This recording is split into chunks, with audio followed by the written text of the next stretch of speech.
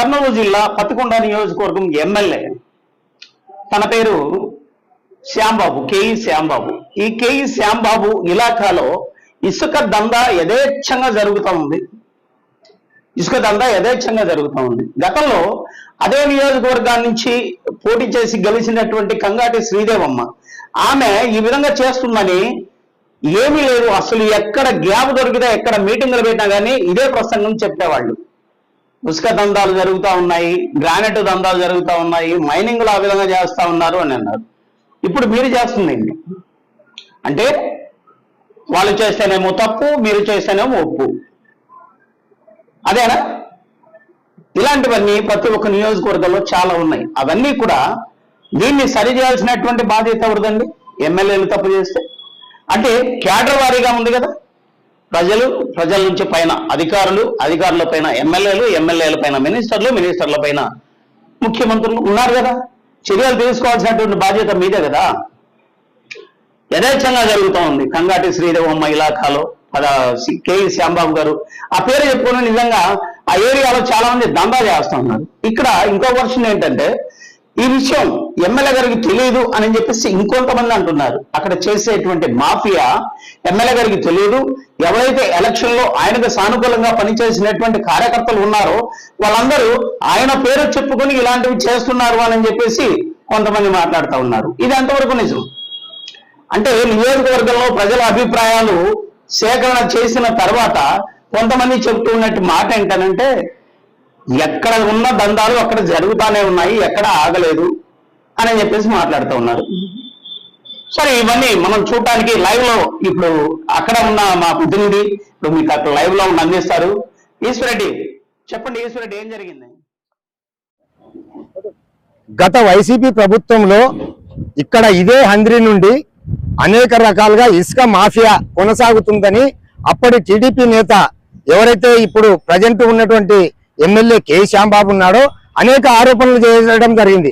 తర్వాత వాళ్ళు అంటే వైసీపీలో ఉన్నటువంటి మాజీ ఎమ్మెల్యే ఎవరైతే కంగాటి శ్రీదేవమ్మ గారు ఉన్నారో అప్పట్లో ఇసుక దందాకు తెరలేపిందని చెప్పి అనేక రకాలుగా చంద్రబాబు నాయుడు మీటింగ్ లో కూడా ప్రస్తావించడం జరిగింది.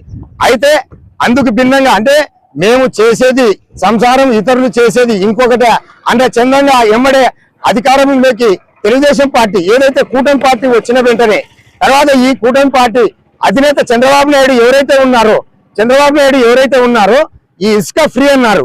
ఇసుక ఫ్రీ పోయి ఇసుక మాఫియా కొనసాగుతుంది. అంటే మేము చేసే సంసారం ఇతరులు చేస్తే ఇంకోటి అనేది చందంగా మనం ఒకసారి ఇక్కడ చూస్తే ఇక్కడ అందిట్లో నిచ్చునిలుగా పట్టపగులే కూడా ఇసుక మాఫియా, ఇసుక ద్వంద్వ కొనసాగుతున్నటువంటిది. అంటే ఆ రోజుల్లో ఏదైతే కేఈ శ్యాంబాబు ఆరోపించినారో మళ్ళీ ఈ రోజు ఏం జరుగుతుంది అని చెప్పి ఈ ప్రాంత ప్రజలు ప్రశ్నిస్తా ఉన్నారు. అంతేకాకుండా ఈ గ్రామంలో ప్రధానంగా పోలీస్ పికెటింగ్ కూడా ప్రధానంగా ఉంది.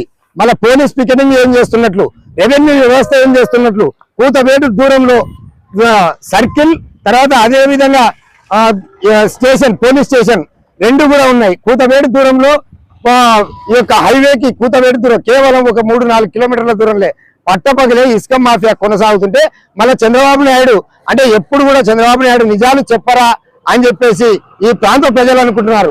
కాబట్టి ఇప్పటికైనా కూడా సామాన్యునికి ఇసుకను అందుబాటులోకి తేవాలి, ఇసుక మాఫియాని అరికట్టాలని పలువురు ప్రజలు కోరుతా ఉన్నారు. ఇప్పటికైనా కూడా ఈ యొక్క రెవెన్యూ తర్వాత పోలీస్ డిపార్ట్మెంట్, ఇరిగేషన్ డిపార్ట్మెంట్, ఈ యొక్క మైనింగ్ డిపార్ట్మెంట్ ఇవన్నీ కూడా మూకుమ్మడిగా దాడి చేయాలని చెప్పేసి కలెక్టర్, ఎస్పీ గారు మాట్లాడినప్పటికీ ఈ రోజు వరకు కూడా ఫలితం లేకుండా అంటే చట్టాన్ని తుంగలో ఈ డిపార్ట్మెంట్లు మొత్తం తొక్కుతున్నాయని చెప్పడంలో అతిశయోక్తి మాత్రం లేదు.